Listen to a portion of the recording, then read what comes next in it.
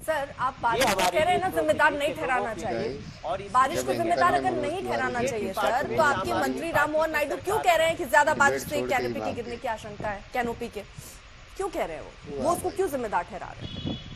वो ये क्यों नहीं कह रहे हैं कि वक्त पर उसकी मरम्मत होनी चाहिए, उस पर नजर रखनी चाहिए? वो सब हमने नहीं किया, वो जांच का विषय है। वो क्यों बारिश की आशंका? यानी अगर बारिश हो जाएगी सर तो कुछ भी मतलब इससे तो सबकी छतें गिर जानी चाहिए सर। इतनी बारिश सिर्फ केवल एयरपोर्ट के ऊपर थोड़ी हुई है, सबके घरों में हुई है, सबके घरों की छत गिर जानी चाहिए इतनी बारिश में सर।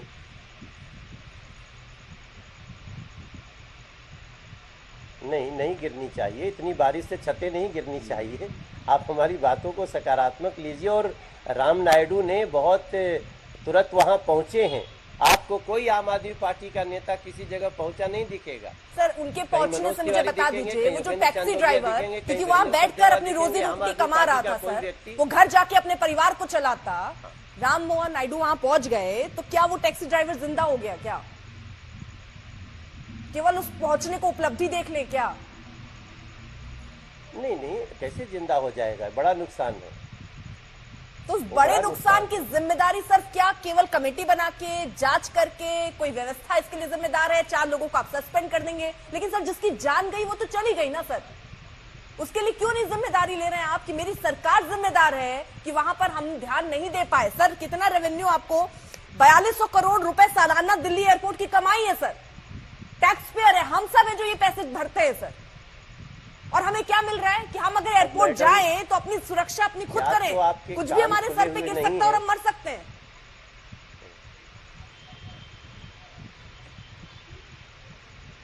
मैडम, या तो आपके कान खुले हुए नहीं हैं, या तो हमको आप सुनने को तैयार नहीं है। मैंने शुरुआत होते ही जिम्मेदारी ली है। आप इस तरह से क्या जो बातें कह रही हो, मैं शुरू से बोल रहा हूं। आप सुनिए मैं क्या बोल रहा हूं। मैं बोल रहा हूं कि वो जिम्मेदारी हमारी सिविल एविएशन मिनिस्ट्री की है और राम नायडू जी गए हैं। लेकिन जहां और तो हम कहां कह रहे हैं कि जिम्मेदारी नहीं ले रहे हैं? आप हमारे ऊपर क्यों बरस रहे हो? सर एक जान गई है और जो जिम्मेदार है मैं वही समझना चाह रही हूँ। आपने पहले व्यवस्था को जिम्मेदार बताया, फिर मैं जब लगातार आपसे सवाल पूछ रही हूँ तो आपने कहा एविएशन मिनिस्टर पहुंचा नहीं दिखेगा सर। उनके पहुंचने से मुझे बता दीजिए, वो जो टैक्सी ड्राइवर क्योंकि वहां बैठकर अपनी रोजी रोटी कमा रहा था सर, वो घर जाके अपने परिवार को चलाता, राम मोहन नायडू वहां पहुंच गए तो क्या वो टैक्सी ड्राइवर जिंदा हो गया? क्या केवल उस पहुंचने को उपलब्धि देख ले क्या? नहीं, कैसे जिंदा हो जाएगा? बड़ा नुकसान है।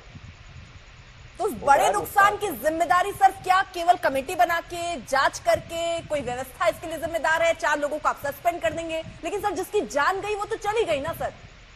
उसके लिए क्यों नहीं जिम्मेदारी ले रहे हैं आप कि मेरी सरकार जिम्मेदार है कि वहां पर हम ध्यान नहीं दे पाए? सर कितना रेवेन्यू आपको 4200 करोड़ रुपए सालाना दिल्ली एयरपोर्ट की कमाई है सर। टैक्स पेयर है, हम सब है जो ये पैसे भरते हैं सर। और हमें क्या मिल रहा है कि हम अगर एयरपोर्ट जाएं तो अपनी सुरक्षा अपनी खुद करें, कुछ भी हमारे सर पे गिर सकता है और हम मर सकते हैं।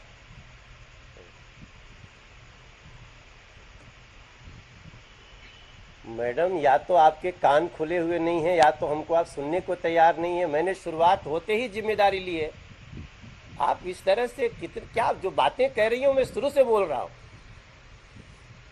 आप सुनिए मैं क्या बोल रहा हूं। मैं बोल रहा हूं कि वो जिम्मेदारी हमारी सिविल एविएशन मिनिस्ट्री की है और राम नायडू जी गए हैं। लेकिन जहां और तो हम कहां कह रहे हैं कि जिम्मेदारी नहीं ले रहे हैं? आप हमारे ऊपर क्यों बरस रहे हो?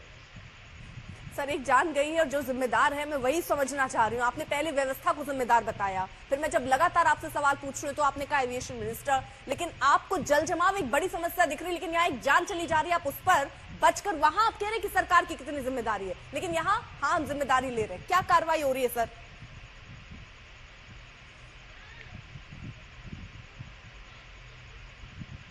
आप अजीब बात कर रही हैं।